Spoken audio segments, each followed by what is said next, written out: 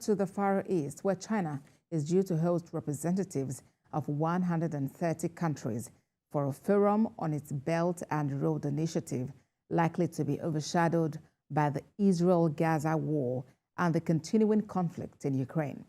At the top of the forum's guest list is Russia's President Vladimir Putin, on his first trip to a major global power since the Ukraine invasion threw his regime into international isolation, leading the International Criminal Court to issue a warrant for his arrest.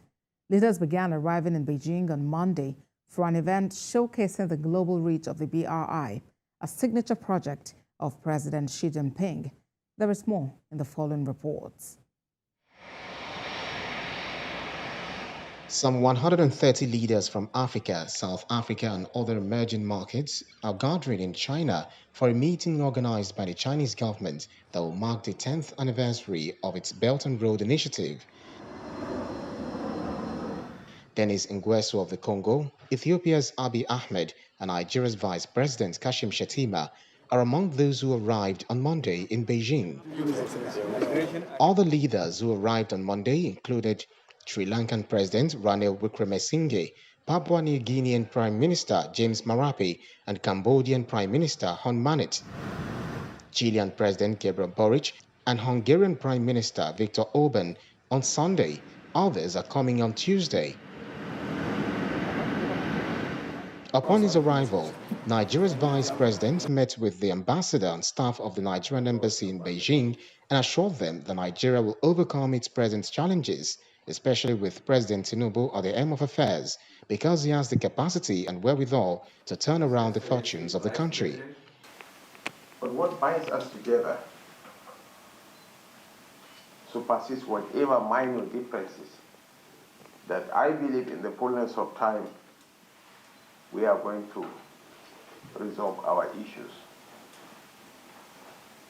The trajectory of global growth is facing Africa,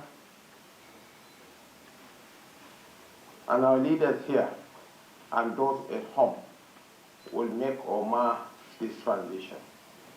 The whole of Europe is aging. The United States is aging. So also is USS Brazil, Russia, and even China. He assured Nigerians living in China that President Tinubu means well for the country and has already placed Nigeria on the path of economic growth and development. We have to create opportunities for the younger ones to step up unrest in our cities and communities. President Bola Ahmed Tinubu, in assuming office, has looked through this initiative and committed to revamping Nigeria's economy, empowering us, and of course to ensuring that, anything that has to do with infrastructure, that, Nigeria queued in, and of course tap from it. So there are quite a number of initiatives here, and that is why he has sent His Excellency the Vice President Shettima to come participate in this particular forum. So we're here in Beijing, and this year's event has a very special theme titled High Quality Belt and Road Cooperation, Together for Common Development and Prosperity. The summit, kicking off on October the 17th, is the third Belt and Road Forum for International Cooperation. The BRI is a plan that China launched a decade ago. Under the initiative, a signature policy of President Xi Jinping, Chinese companies have built infrastructures, including ports, roads, and power plants around the world in a bid to boost trade and economic growth. Nigeria's Vice President will also use the forum to woo investors into Nigeria for developmental purposes with the aim of growing the economy.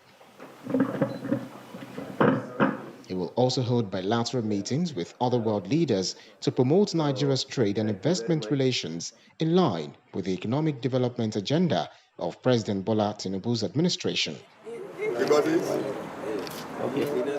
The main events of the two-day meeting are scheduled on Wednesday. Connect China with Central Asia.